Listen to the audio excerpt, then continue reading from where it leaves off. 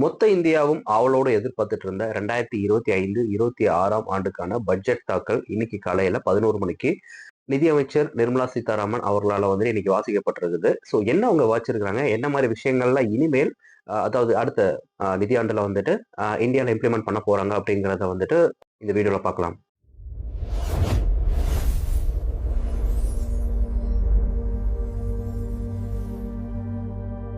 பட்ஜெட்டை வாசிக்கிறதுக்கு முன்னாடி சில விஷயங்களை கிளாரிஃபை பண்ணிடுறாங்க. ஸோ என்ன விஷயம்னா, 12 வருஷத்துக்கு முன்னாடி நாங்க பதவி ஏற்கிறப்போ ஸ்திரித்தன்மை, நிதி ஒழுக்கம், நீடித்த வளர்ச்சி, மிதமான பணவீக்கம், இந்த விஷயங்களை எல்லாத்தையும் பேஸ் பண்ணி ஃபியூச்சரிஸ்டிக்கா எங்களுடைய பிளான்ஸ் இருக்கணும் அப்படிங்கிற சில விஷயங்களை பேஸ் பண்ணி தான் நாங்க ஒவ்வொரு வாட்டியும் இந்த பட்ஜெட் தாக்கல் பண்ணிட்டு வந்திருக்கிறோம். ஏதாவது இடையூறான காலங்கள்ல கூட நாங்க எடுத்த விவேகமான முடிவுகளின் விளைவுகளால பாத்தீங்கன்னா பொருளாதார முன்னேற்ற பாதையில போயிட்டு இருக்குது எப்படின்னு நிதியமைச்சர் நிர்மலா சீதாராமன் அவர்கள் பட்ஜெட்டை வாசிக்கிறதுக்கு முன்னாடி இந்த விஷயங்களை கிளாரிஃபை பண்ணிடுறாங்க. ஃபர்ஸ்ட், பொருளாதார வளர்ச்சியை விரைவுபடுத்தவும் நிலைநிறுத்தவும் 6 விஷயங்களில் கவனம் செலுத்த வேண்டும் என்பதை நான் முன்மொழிகிறேன். அதாவது அந்த விஷயங்கள்லாம் என்னென்ன அப்படின்னா, ஃபர்ஸ்ட் 7 முக்கிய துறைகளில் உற்பத்தியை அதிகரித்தல், பாரம்பரிய தொழில் துறைகளுக்கு புத்துயிர் ஊட்டுதல், வெற்றிகரமான சிறு குறு நடுத்தர தொழில்களை உருவாக்குதல், உள்கட்டமைப்பை மேலும் வலுப்படுத்துதல், நீண்டகால பாதுகாப்பு மற்றும் ஸ்திரித்தன்மையை உறுதி செய்தல், நகர பொருளாதார பகுதிகளை உருவாக்குதல். எத்தனை பேருக்கு தெரியும் தெரியல, பயோஃபார்மா பிளான் அப்படிங்கிற ஒரு பிளான் அண்டர் ப்ராசஸ்ல இருக்குது. ஸோ இதனுடைய டார்கெட் என்னன்னா, இந்தியாவை ஒரு உலகளாவிய உயிர்காக்கும் மருந்துகளை உற்பத்தி செய்யற மையமாக வச்சு அடுத்த 5 ஆண்டுகள்ல பாத்தீங்கன்னா கிட்டத்தட்ட 10,000 கோடி ஒதுக்கி பயோஃபார்மா சக்தி திட்டம் என்ற சக்தி திட்டத்தின் அடிப்படையில பாத்தீங்கன்னா சில விஷயங்களை நாங்க பண்ண போறோம். இது என்ன மாதிரி விஷயங்களை எல்லாம் விளைவுகளை ஏற்படுத்தும் அப்படின்னா, உயிர்காக்கும் மருந்துகள் மற்றும் அதற்கு இணையான மருந்துகளை உள்நாட்டிலேயே உற்பத்தி செய்வதற்கு ஏற்ற ஒரு சூழல் அமைப்பை உருவாக்கும். ஸோ இந்திய மக்களுக்கு இந்த மெடிசின் ஃபெசிலிட்டிஸை பொறுத்த வரைக்கும் இப்போதைக்கு எல்லாம் ஃபைன் தான். பட் இனிமேல் இந்த ஏஐ காலங்கள்ல இன்னமும் என்னென்ன விஷயங்கள்லாம் ஃபாஸ்டா மக்களுக்கு கொண்டு போய் சேர்க்கலாம் அப்படிங்கிறத மனசுல வச்சுட்டு உருவாக்கப்பட்ட இந்த திட்டம் பாத்தீங்கன்னா 10,000 கோடி ஒதுக்கி இருக்கிறாங்க. ஸோ அந்த விஷயத்தின் அடிப்படையில் பாத்தீங்கன்னா நம்ம இந்த மெடிக்கல் ஃபெசிலிட்டிஸ்க்காக இனிமேல் ஃபியூச்சர்ல வேற நாட்டுகள்ல நம்ம கையேந்தி நிக்க தேவையில்லை. ஸோ அந்த மாதிரி விஷயங்களை எப்படிலாம் பண்ணலாம் அப்படிங்கிறதுக்கான ஒரு பேஸ் தான் இந்த பயோஃபார்மா சக்தி திட்டம். நான் ஆல்ரெடி வாசிச்ச பாயிண்ட்ல இருக்கிற மாதிரி எதிர்கால சாதனையாளர்களை உருவாக்க பாத்தீங்கன்னா 10,000 கோடியில் சிறு குறு மற்றும் நடுத்தர நிறுவனங்களுக்கு வளர்ச்சி நிதி அமைப்பு நாங்க அமைத்து தர போறோம் அப்படிங்கிற மாதிரி சொல்லியிருக்காங்க. அடுத்து உயர்தர விளையாட்டு பொருட்கள் உற்பத்தி மற்றும் ஆராய்ச்சிக்காக ஒரு பிரத்யேக முன்னெடுப்பு முன்மொழியப்படுகிறது. அடுத்து பிரம்மாண்ட ஜவுளி பூங்காக்கள், சவாலான முறையில் பிரம்மாண்ட ஜவுளி பூங்காக்களை அமைக்கப்படும். காதி மற்றும் கைத்தறி தொழில்களை, அதாவது இதெல்லாம் தான் நான் சொன்ன இந்த குறு சிறு தொழில்கள். சோ இந்த காதி மற்றும் கைத்தறி தொழில்களை வலுப்படுத்த மகாத்மா காந்தி கிராம சுயராஜ்ய முன்னெடுப்பு தொடங்கப்படும் அப்படிங்கிற மாதிரி சொல்லியிருக்காங்க. அடுத்து உபகரணங்களின் உள்நாட்டு உற்பத்தியை வலுப்படுத்த திட்டம். சோ இந்த பிளானுக்கு கீழே கட்டுமானங்களுக்கும் உள்கட்டமைப்புகளுக்கும் தேவைப்படும் உயர் மதிப்புள்ள தொழில்நுட்ப ரீதியான மேம்பட்ட உபகரணங்களின் உள்நாட்டு உற்பத்தியை வலுப்படுத்தும் வகையில் ஒரு திட்டம் அறிமுகப்படுத்தப்படும். தீயணைப்பு உபகரணங்கள் மற்றும் மின் தூக்கிகள் மற்றும் சுரங்க பாதைகளுக்கு துளையிடும் இயந்திரங்கள் வரை பரந்த அளவில் இத்தகைய உபகரணங்களின் உள்நாட்டு உற்பத்தி அதிகரிக்க இந்த திட்டம் வழிவகுக்கப்படும். அடுத்து 3 முக்கியமான கடமை பாத்தீங்கன்னா இப்ப நாங்க ஆள்ற கவர்மெண்ட்டுக்கு இருக்கு. சோ அந்த 3 முக்கியமான கடமைகள் என்னென்ன அப்படின்னு சொல்லிட்டு அவங்க வாசிக்கிறது என்னன்னா, காவிய பவனில் தயாரிக்கப்பட்டுள்ள முதல் பட்ஜெட் இது என்பதால் நாங்கள் 3 கடமைகளால் உத்வேகம் பெறுகிறோம். அவை என்னென்ன அப்படின்னா, உற்பத்தி திறன் மற்றும் போட்டித்தன்மையை மேம்படுத்துவதன் மூலமும், நிலையற்ற உலகளாவிய சூழல்களுக்கு எதிராக மீள்திறனை உருவாக்குவதன் மூலமும், பொருளாதார வளர்ச்சியை விரைவுபடுத்துவதும் நிலைநிறுத்துதல். செகண்ட் பாயிண்ட், நமது மக்களின் லட்சியங்களை நிறைவேற்றுவதும் அவர்களின் திறனை வளர்ப்பதும் நாட்டின் செழிப்பில் அவர்களை வலிமையான பங்காளராக மாற்றுவதும், அதாவது இந்த ஸ்டாக்ஸ் இந்த மாதிரி விஷயங்கள் அனைவருடனும் இணைந்து அனைவருக்குமான வளர்ச்சி, அதாவது நாங்களும் வளரணும் நீங்களும் வளரணும் அப்படிங்கிற மாதிரி ஒரு மியூச்சுவல் அண்டர்ஸ்டாண்டிங், மியூச்சுவல் பிளான்ஸ். அந்த பிளானுக்கு கீழே பாத்தீங்கன்னா தொலைநோக்கு பார்வைக்கு இணங்க ஒவ்வொரு குடும்பத்துக்கும் சமூகத்துக்கும் பிராந்தியத்துக்கும் வளங்கள் வசதிகள் மற்றும் வாய்ப்புகள் கிடைப்பதை உறுதி செய்தல். ஸோ இந்த ஸ்டாக்ஸ் மியூச்சுவல் இந்த மாதிரி விஷயங்கள்லாம் எல்லாருமே பண்ண முடியும் அப்படிங்கிறது தான். ஸோ அதுதான் நாங்களும் வளரணும் நீங்களும் வளரணும் அப்படிங்கிற ஒரு விஷயம். பிரத்யேக அரிய வகை கனிம வழி திட்டங்கள் என்னென்ன விஷயங்கள் அப்படின்னா, அரிய வகை காந்தங்களுக்கான ஒரு திட்டம் 2025 இந்தியாவில் தொடங்கப்பட்டது.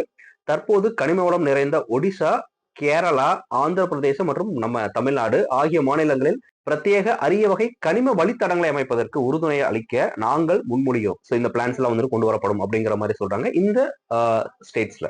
இந்திய செமிகண்டக்டர் மிஷன் 2.0 நாங்கள் தொடங்குவோம். தொழில்நுட்பத்தையும் திறமையான பணியாளர்களையும் உருவாக்குவதற்காக தொழில்துறை சார்ந்த ஆராய்ச்சி மற்றும் பயிற்சி மையங்களில் கவனம் செலுத்துவோம். ஸ்டாக்ஸ் இது ரிலேட்டடா சில விஷயங்கள் சொல்றாங்க. என்னன்னா, வர்த்தகமும் பன்முகத்தன்மையும் ஆபத்தில் இருக்கும் ஓர் அந்நிய சூழலை நாம் எதிர்கொள்கிறோம். வளங்கள் மற்றும் விநியோக சங்கிலிகளுக்கான அணுகல் தடைப்பட்டுள்ளது. புதிய தொழில்நுட்பங்கள் உற்பத்தி அமைப்புகளை மாற்றி வருகின்றன. நீர், மின்சாரம், முக்கிய கனிமங்கள் ஆகியவற்றுக்கான தேவை கடுமையாக அதிகரித்து வருகிறது.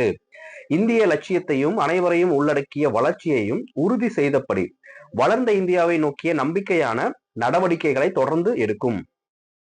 வர்த்தகமும் மூலதன தேவைகளும் வரிவடைந்து கொண்டே இருக்கின்றன. அதனால இந்த சூழல்ல பாத்தீங்கன்னா உலகளாவிய சந்தைகளுடனும் ஆழமாக ஒருங்கிணைந்து அதிக அளவில் ஏற்றுமதி செய்து இம்போர்ட் அண்ட் எக்ஸ்போர்ட் நிலையான நீண்ட கால முதலீடுகளை நாம் ஈர்க்க வேண்டும் என்று மத்திய நிதியமைச்சர் நிர்மலா சீதாராமன் குறிப்பிட்டுள்ளார். இந்த இம்போர்ட் அண்ட் எக்ஸ்போர்ட் அந்த விஷயங்கள்ல இந்த ஸ்டாக்ஸ் உடைய ரோல், ஸ்டாக்ஸ் உடைய பிளே அதை பத்தி வந்துட்டு சொல்றாங்க. ஸோ அதுல எல்லாம் வந்துட்டு சில பிளான்ஸ்லாம் வந்துட்டு நாங்க கொண்டு வந்திருக்கிறோம் அப்படிங்கிற மாதிரி சொல்றாங்க. அடுத்து கிழக்கையும் மேற்கையும் இணைக்கக்கூடிய பிரத்யேக பாதை. ஸோ அந்த பிளானுக்கு கீழே பாக்குறப்போ சுற்றுச்சூழலுக்கு உகந்த முறையில் சரக்கு போக்குவரத்தை மேம்படுத்தும் வகையில் கிழக்கில் உள்ள டாங்குலியையும் மேற்கில் உள்ள சூரத்தையும் இணைக்கும் புதிய பிரத்யேக சரக்கு வழித்தடங்கள் அமைக்கப்படும் அப்படிங்கிற மாதிரி சொல்றாங்க. அடுத்து தேங்காய் உற்பத்தியை அதிகரிக்கவும் உற்பத்தி திறனை கூட்டவும் தேங்காய் ஊக்குவிப்பு திட்டம் முன்மொழியப்படுகிறது. தேங்காயோடைய உற்பத்தி இந்த மாதிரி விஷயங்கள்லாம் வந்துட்டு இன்னமும் எல்லாருக்கும் கிடைக்கணும். அண்ட் அங்க ஒர்க் பண்ற விவசாயிகளுக்கு இந்தியா பிக்ஸ் பண்ற டாக்ஸ் படி வந்து எல்லாருக்குமே லாபம் போகணும் அப்படிங்கிற ஒரு அடிப்படை திட்டம் நான் நினைக்கிறேன்.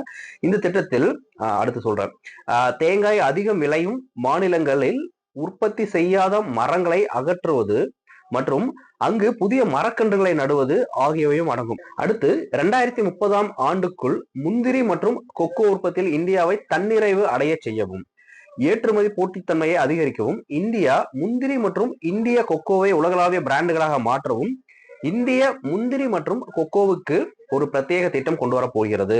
இந்தியாவின் அனிமேஷன், விஷுவல் எஃபெக்ட்ஸ், கேமிங் மற்றும் காமிக்ஸ் AVGC உங்களுக்கு தெரிஞ்சிருக்கும் நான் நினைக்கிறேன் துறை வளர்ந்து வருகிறது. ஸோ இதுக்கான இந்த டெக்னாலஜி இந்த விஷயங்கள், ஸோ இந்த டெக்னாலஜியில வந்துட்டு என்னென்ன விஷயங்களை கொண்டு வர போறாங்க அப்படின்னா 2030 ஆண்டுக்குள் இந்த துறைக்கு 20 லட்சம் நிபுணர்கள் தேவைப்படுவார்கள் என்று கணிக்கப்படுகிறது இந்தியா ஃபுல்லா.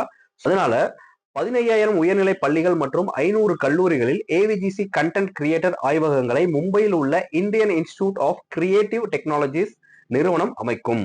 கார்பன் பிடிப்பு, பயன்பாடு மற்றும் சேமிப்பு, இங்கிலீஷ்ல சொல்லணும்னா carbon capture, utilisation and storage தொழில்நுட்பங்களில் அந்த டெக்னாலஜியில பாத்தீங்கன்னா அடுத்த 5 ஆண்டுகளில் 20,000 கோடி ஒதுக்கீடு செய்யப்படும். இதன் மூலம் பல்வேறு பயன்பாடுகளில் இந்த தொழில்நுட்பங்களை மேம்படுத்துவதோடு உயர்நிலை தயார் நிலை நிலைகளையும் நாம் அடைய முடியும். ஸோ அந்த டெக்னாலஜியில பாத்தீங்கன்னா நம்ம ஒரு எக்ஸஸான ஒரு ஸ்டேஜை வந்துட்டு டச் பண்ண முடியும் அப்படிங்கிறதுக்கான மோட்டோ தான் இந்த பிளான். ஸ்போர்ட்ஸ் டிபார்ட்மெண்ட்ல பாத்தீங்கன்னா பலதரப்பட்ட வேலை வாய்ப்புகள், திறன் மேம்பாடு மற்றும் தொழில் வேலை வாய்ப்புகளை வழங்குகிறது. கேலோ இந்தியா திட்டத்தின் மூலம் உருவாக்கப்பட்ட விளையாட்டு திறமைகளை முறையாக வளர்க்கும் பணியை முன்னெடுத்து செல்லும் வகையில் அடுத்த 10 ஆண்டுகளில் விளையாட்டுத்துறையை மாற்றி அமைப்பதற்காக கேலோ இந்தியா திட்டம் தொடங்கப்படும். ஸோ இதனுடைய கீழே வந்து என்னென்ன விஷயங்கள்லாம் வரும் அப்படிங்கிறத மேபி அடுத்தடுத்த விஷயங்கள்ல அடுத்தடுத்த பட்ஜெட் கூட்டத்தொடர்ல அவங்க அறிவிப்பாங்கன்னு நான் நினைக்கிறேன். அடுத்து பாத்தீங்கன்னா நீர்வழி போக்குவரத்தை மேம்படுத்த நடவடிக்கை. ஸோ அதுல பாத்தீங்கன்னா அடுத்த 5 ஆண்டுகள்ல 20 புதிய நீர்வழி தடங்கள் செயல்பாட்டுக்கு கொண்டு வரப்படும். முதல் கட்டமாக இதில் 5 நீர்வழித்தடங்கள் ஒடிஷாவில் அமைக்கப்படும். தால்சேர் மற்றும் அங்குசல் போன்ற கனிம வளம் நிறைந்த பகுதிகளையும், கலிங்கநகர் போன்ற தொழில்துறை மையங்களையும், பாராதீப் மற்றும் தம்பா துறைமுகங்களுடன் இணைக்கப்படும். உள்நாட்டு நீர்வழிகளுக்கான கப்பல் பழுது பார்க்கும் சூழல் அமைப்பு வாரணாசி மற்றும் பாட்னாவில் அமைக்கப்படும் அப்படிங்கிற மாதிரி சொல்றாங்க. பெண்களுடைய பாதுகாப்பு, ஸோ அதற்கீழே பாத்தீங்கன்னா நாடு முழுவதும் மாவட்டந்தோறும் ஒரு பெண்கள் விடுதி அமைக்கப்படும். பெண்களுக்கான அந்த ஹாஸ்டல், பாதுகாப்பான ஹாஸ்டல். ஸோ அதுல பாத்தீங்கன்னா உயர்கல்வித்துறையில் முதலீடு செய்வதன் மூலம் புதிய கல்வி நிறுவனங்கள், பல்கலைக்கழக நகரங்கள், பெண்கள் விடுதிகள் மற்றும் தொலைநோக்கு உள்கட்டமைப்பு வசதிகளை அமைப்பதற்கு பல நடவடிக்கைகள் மேற்கொள்ளப்பட்டு வருகின்றன. அதன்படி நாட்டின் ஒவ்வொரு மாவட்டத்திலும் ஒரு பெண்கள் விடுதி கட்டப்படும். பாரத் விஸ்தார் அறிமுகம். ஸோ இந்த பாரத் விஸ்தார் அப்படிங்கிறது வந்து இந்த அக்ரி டிபார்ட்மெண்ட், அப்புறம் வந்து அங்க இருக்கிற ஃபார்மிங், ஸோ அதை பத்தின சில விஷயங்கள் நான் சொன்ன மாதிரி தான். விவசாய வளங்களை அணுகுவதற்கான ஒருங்கிணைந்த ஒரு மெய்நிகர் அமைப்பு பாரத் விஸ்தார். ஓகேங்களா? சோ விவசாயத்துறை சார்ந்த இணையதளங்களையும் விவசாய நடைமுறைகள் குறித்த இந்திய வேளாண் ஆராய்ச்சி கழகத்தின் ICAR தொகுப்பையும் செயற்கை நுண்ணறிவு AI டெக்னாலஜி யூஸ் பண்ணி அமைப்புகளுடன் ஒருங்கிணைக்கும் ஒரு பன்மொழி செயற்கை நுண்ணறிவு கருவியான பாரத் விஸ்தார் அறிமுகப்படுத்தப்படும். ஸோ AI டெக்னாலஜில யூஸ் பண்ற ஒரு AI டூல் பாரத் விஸ்தார். அடுத்துதான் ஒரு ஹைலைட்டான விஷயம். அதாவது இந்தியாவில் இருக்கிற எல்லா சீஃப் மினிஸ்டர்ஸ் அவங்க எதிர்பார்த்துட்டு இருந்த ஒரு விஷயம். இந்த வட்டம் வந்து நமக்கு எவ்வளவு கொடுப்பாங்க, எவ்வளவு பட்ஜெட் வந்துட்டு ஒதுக்குவாங்க அப்படிங்கிற மாதிரி. ஸோ அதுல அவங்க என்ன சொல்றாங்கன்னா, மாநிலங்களுக்கு நிதி பகிர்வுக்கான பங்கீட்டை 41% வந்துட்டு தக்க வைத்துக் கொள்ளுமாறு என்ன கொடுத்தாங்களோ அதே தான் 16வது நிதிக்குழு அறிவித்த பரிந்துரைகளை அரசாங்கம் ஏற்றுக்கொண்டுள்ளது. 2026-27 நிதியாண்டுக்காக மாநிலங்களுக்கு ரூபாய் 1.4 லட்சம் கோடி நிதி ஒதுக்கீடு செய்யப்படும். எனக்கு தெரிஞ்சு இதுதான் வந்துட்டு பெரிய ஒரு இஷ்யூ ஆக போகுதுன்னு நான் நினைக்கிறேன். பார்ப்போம் அப்கமிங்ல வந்துட்டு எல்லா மாநிலத்துல இருக்கிற பெரிய பெரிய அரசியல் கட்சி தலைவர்கள் இதெல்லாம் எப்படி விமர்சனம் பண்றாங்க அப்படின்னு. அடுத்து 17 மருந்துகளுக்கு அடிப்படை சுங்கவரி தேவையில்லை. அதாவது டாக்ஸ், மெடிசன் இந்த மாதிரி விஷயங்கள். ஸோ அப்படி என்னென்ன அப்படின்னு பாக்குறப்போ, புற்றுநோயால் பாதிக்கப்பட்டவர்களுக்கு நிவாரணம் அளிப்பதற்காக பயன்படுத்தப்படும் 17 மருந்துகள் மீதான அடிப்படை சுங்கவரி முழுமையாக விலக்கு அளிக்கப்படுகிறது. இது ஒன்லி ஃபார் கேன்சர் பேஷண்ட்ஸ்னு எனக்கு தோணுது. மேலும் அரிய நோய்களுக்கான சிகிச்சையில் பயன்படுத்தப்படும் மருந்துகள், மருத்துவ பொருட்கள் மற்றும் சிறப்பு மருத்துவ நோக்கங்களுக்கான உணவுகளை தனிப்பட்ட முறையில் இறக்குமதி செய்வதற்கு இறக்குமதி வரியிலிருந்து விலக்கு அளிக்கும் நோக்கத்திற்காக மேலும் 7 அரிய வகை நோய்களை சேர்ப்பதாகவும் அறிவிப்பு. மோட்டார் வாகன விபத்து இழப்பீட்டு தீர்ப்பாயத்தால் ஒரு தனி நபருக்கு, ஒரு டிரைவரோ இல்ல வந்துட்டு அந்த வண்டியை ஓட்டுறவருக்கோ வந்துட்டு பாத்தீங்கன்னா வழங்கப்படும் எந்த ஒரு வட்டிக்கும் வருமான வரியில் இருந்து விலக்கு அளிக்கப்படும். இது தொடர்பான எந்த ஒரு டிடிஎஸ் பிடித்தமும் ரத்து செய்யப்படும். ஓகேங்களா? ஸோ அடுத்து வெளிநாட்டு சுற்றுலா திட்டங்களை ஓவர்சீஸ் டூர் ப்ரோக்ராம் பேக்கேஜ் விற்பனை மீதான TCS வரியை தற்போதுள்ள 5% மற்றும் 20% என்பதில் இருந்து எந்தவித தொகை வரம்பும் இல்லாமல் 2% குறைக்கப்படும். இதுவும் விமர்சனத்துக்கு உள்ளாகலாம். அடுத்து தாராளமயமாக்கப்பட்ட பணப்பரிமாற்ற திட்டம் LRS எனப்படும் திட்டத்தின் கீழ் கல்வி மற்றும் மருத்துவ நோக்கங்களுக்காக வெளிநாடுகளுக்கு அனுப்பப்படும் பணத்திற்காக TCS வரியை 5%-இருந்து 2% குறைக்கப்படும். அப்படி தனிப்பட்ட பயன்பாட்டுக்காக இறக்குமதி செய்யப்படும் பொருட்களுக்கான சுங்கவரி அமைப்பை முறைப்படுத்தப்படும் வகையில் தனிப்பட்ட பயன்பாட்டுக்காக இறக்குமதி செய்யப்படும் வரி விதிக்கப்படும் அனைத்து பொருட்களுக்கும், எல்லா பொருட்களுக்கும் சுங்க வரியை 20%-இருந்து 10% குறைக்கப்படும். அடுத்து அணுசக்தி திட்டங்களுக்கு தேவையான பொருட்களை இறக்குமதி செய்வதற்கான அடிப்படை சுங்கவரி விலக்கை 2035 ஆண்டு வரை நீடிக்கவும் ஆல்ரெடி வந்து எக்ஸ்டெண்ட் பண்ணிருந்தாங்க. ஸோ அது இன்னமும் 2035 வரை நீடிக்க போறாங்க.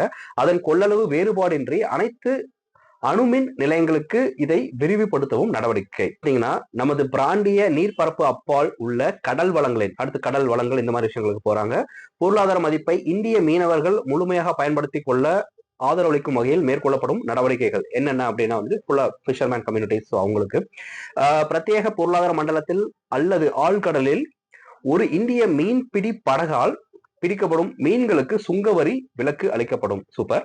அடுத்து அவ்வாறு பிடிக்கப்பட்ட மீன்களை ஒரு வெளிநாட்டு துறைமுகத்தில் இறக்குவது சரக்குகளின் ஏற்றுமதியாக கருதப்படும்.